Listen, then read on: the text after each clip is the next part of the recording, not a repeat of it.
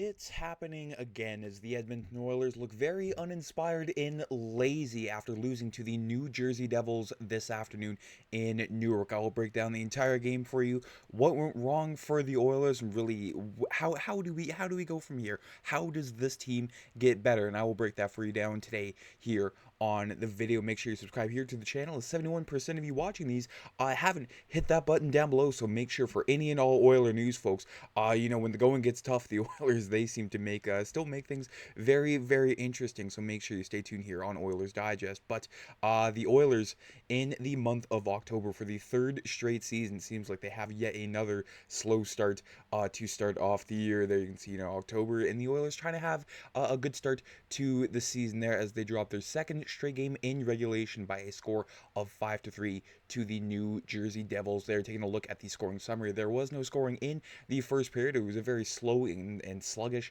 first period, no scoring. But in the second period, Jack Hughes opens up the scoring there, and then Jesper Bratt makes it 2-0 Devils on the power play. 3 seconds into that Devils power play, making it 2-0 New Jersey. And then Ryan Nugent-Hopkins with his third goal of the season seems to be, the only Oiler beside, a guy like Matt Savoy, who, shows up every single game there. So the Nuge is huge there, making it 2-1 Devils. And from there on, it was all New Jersey's. Former Oiler Connor Brown gets a short-handed goal there off of a blue line mix-up there with Ekholm and Bouchard. No, it wasn't Ekholm and Bouchard. It was Bouchard in the Oilers there, but you know what? It could have been a better afternoon for the Oilers. Every single Oiler on the ice. It wasn't just one particular Oiler. Like the entire team, just kind of looked out of place there, and we'll get down to that in the stats after the scoring summary there. And then Jack Hughes with another goal there off of a leaky Darnell Nurse turnover there, tried to chip it off the glass there, hit Jack Hughes, and he was in all alone on Calvin Pickard, who tried his best today.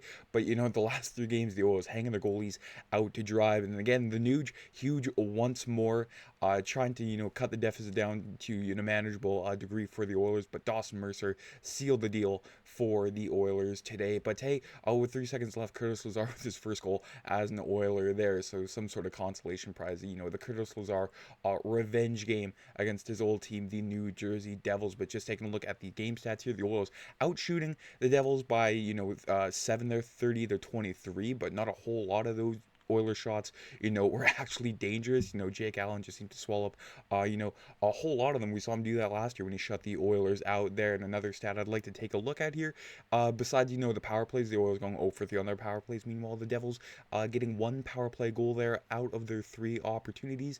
And then the giveaways, 25-10. The Oilers giving the puck up 25 times there, which is just, gift wrapping the Devils.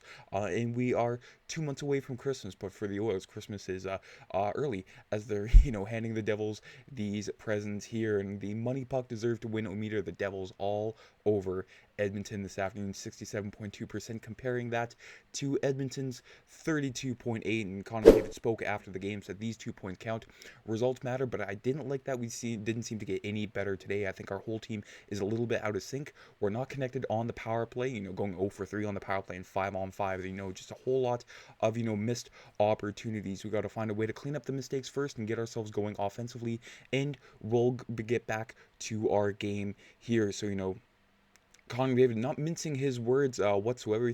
I think, with the captain that he is, he will get this team back in order there. But some more analytics here. The Devils with the 14 high danger chances, comparing that to Edmonton's 8. I feel like it was more than 14 for New Jersey. Didn't seem to matter who had the puck. Andre Palat, Jack Hughes, Nico Hischier, Jesper Bratt. They were just all over, the orange and blue today. And, I'd like the Oilers to do that. But again, the Oilers, too many missed opportunities there. 1 pass too many there. Taking a look around the ice there. Passing when they should have shot, shooting when they should have passed it. So just a whole lot of things out of order for this team there. I mean, they were even on the Corsi, and they out Fenwicked the Devils there by 4, but it all just boils down to, the high danger chances in the scoring chances there, and the expected goals 1.86. The Oilers only generating almost, or less than two expected goals, 5-on-5 there. So 5-on-5 again is the biggest detriment to this Oiler team so far in the season. I mean, defensively, they've been, outside of this game, they've been fantastic there. Even against the Rangers, when the Rangers were all over the Edmonton Oilers, the Oilers playing stout defense all game long there. But in this one, they just seem to be out of place at so many times of the game. You can see there at the bottom of the screen, Nurse and Stetcher last year, they were a decent pairing during the regular season, but I don't know what happened there with Nurse and Stetcher. So Jake Wallman, we need you back in the lineup more than we need air there, and then a lot of players towards the bottom of the graph there. Podkolzin, captain, they had decent games. I don't want to say they had strong games, and they were back with Leon Draisaitl on that second line, but I think that second line struggled as a whole today. I mean, everybody struggled, but that second line, I'll get to that in just a few moments here, but that second line was struggling for the Oilers. And again, the Oilers trying to do this, line blending combination there. Knoblauch, when something's not working, he just seems to, hit the panic button and do something completely new. Sure, like that would maybe help the Oilers, try to get something going here. But when you're doing it every so often, I mean, the team just gets all lost, and there's no chemistry being formed there. But I thought, Ryan Nugent-Hopkins and Matthias Ekholm were the two best Oilers on the day for Edmonton there. But when you have moments like this, when you have Darnell Nurse on a 3-on-2 there, or Podkolzin in Draisaitl, the ice in Newark today, not very good, but instead of, taking a shot, getting something on Jake Allen there, he gives the puck to Podkolzin there on his backhand, and that effectively kills anything the Oilers try to do there. So, less, passing when they shouldn't, and more shooting. I mean, Darnell Nurse loves to shoot the puck. We see it every single time on the shots on goal counter after a post game.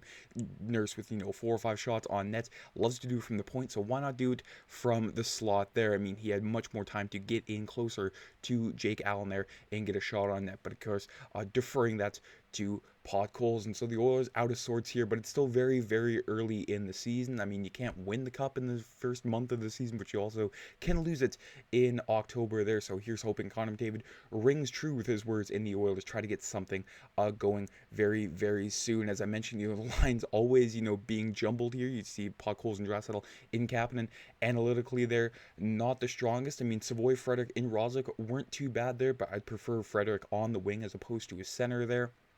And then Mangiapane, McDavid in Nugent-Hopkins. And then for a minute in 16, we saw Savoy, McDavid in Nugent-Hopkins. So I'd like to see that next game, try something new. I mean, you have the young kids for a reason. Matt Savoy, highly touted prospect when he was in Buffalo and then Edmonton. So see what he can bring next to Connor McDavid there and stop all this line juggling. Knoblauch, but I don't have enough time in the world to, voice my displeasure about Kris Knoblauch there. But again, it's very, very early in the season, and the Oilers don't have much time to think about it as they take on the Detroit Red Wings tomorrow afternoon at 1 p.m. Mountain there. So, a whole lot of thinking to do before tomorrow's game, but not a whole lot of time to do it there. A whole lot of words, folks. But again, let me know down in the comments what you thought about today's game there, and how worried are you about this Oiler team? Do you think they'll get it back into gear very, very soon there, or do you think, with the Stanley Cup hangover for the second year in a row has finally caught up to this team? So let me know down in the comments, and if you haven't already, folks, make sure you subscribe here to the channel. Enjoy the games tonight. I mean, Hockey Night in Canada is on very, very soon there, so enjoy your evening. Take care. I'm Matt.